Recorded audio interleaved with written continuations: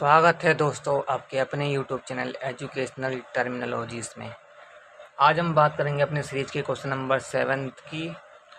क्या कह रहा है क्वेश्चन नंबर 7? कह रहा है electrons used in an electron microscope are accelerated by voltage of 25 kilovolt. If the voltage is increase to 25 kilovolt then the de Broglie wavelength associated with the electron volt भी half हो जाएगी, 1/3 हो जाएगी, double हो जाएगी या 4 times हो जाएगी। ये कह रहा है कि एक इलेक्ट्रॉन है जिसको हम यूज़ कर रहे हैं इलेक्ट्रॉन माइक्रोस्कोप में और उसको हमने एक्सेलरेट किया है 25 किलो वोल्ट से। तो कह रहा है कि जब 25 किलो वोल्ट से एक्सेलरेट किया तो उसको डी ब्रोगली वेवलेंथ होगी। अब कह रहा है कि आपने जो वोल्टेज है जो 25 है उसको हमने बढ़ा के 25 कर दिया है, तो अब उसकी जो डी ब्रोगली वेवलेंथ है अब कितनी गुना बढ़ गई।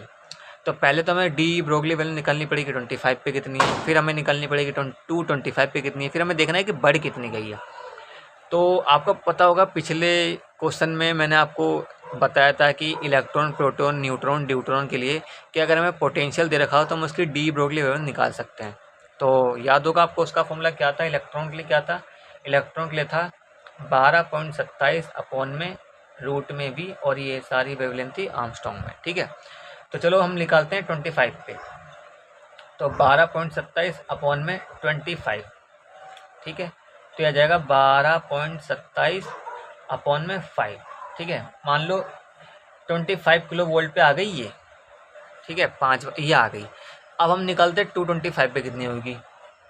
लेफ्ट डायरेक्ट में 12.27 अपॉन में 225 रूट में, तो 12.27 225 का रूट कितना होता है?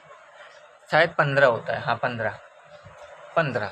ठीक है, अब इसको मैं 12.27 अपॉन में, क्या मैं इसको 3 × 5 नहीं लिख सकता? 5 या 15, 5 या 15, बात तो एक ही है।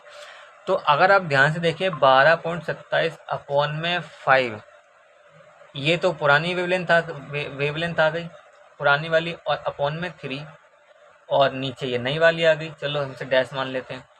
तो हमारी जो बाद वाली वेवलेंथ है वो कितनी हो गई? 1/3 हो गई।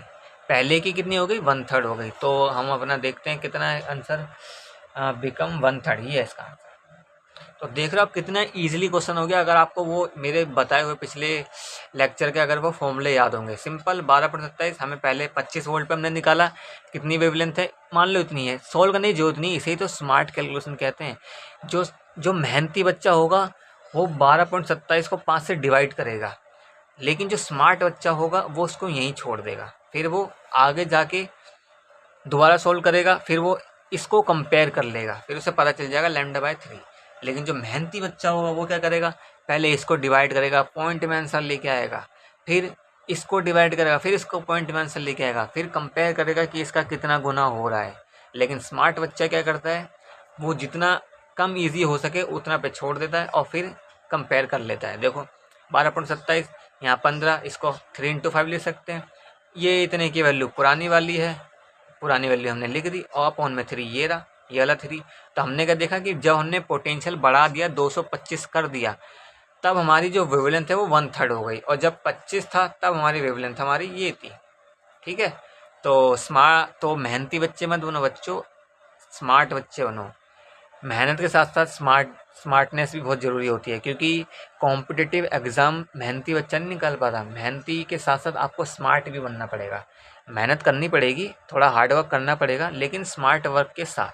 अगर आपने सिर्फ हार्ड वर्क करा तो आप किसी भी कॉम्पिटिटिव एग्ज़ाम को क्लियर नहीं कर पाओगे, लेकिन आप हार्ड वर्क के साथ साथ थोड़ा सा स्मार्ट वर्क भी करोगे तो आप कॉम्पिटिटिव एग्ज़ाम को क्रैक कर जाओगे।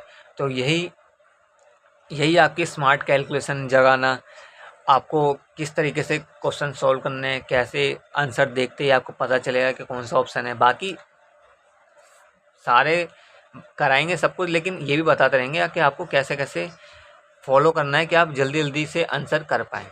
तो आई होप आपको वीडियो समझ आई होगी। ये मैंने इसलिए बनाई कि जो मैंने पिछले क्वेश्चन में जो आपको फॉर्मूले लिखवाए थे, अगर आपको वो याद होंगे तो देखो ये आपको कितने ईजिली ये क्वेश्चन हो जाएगा।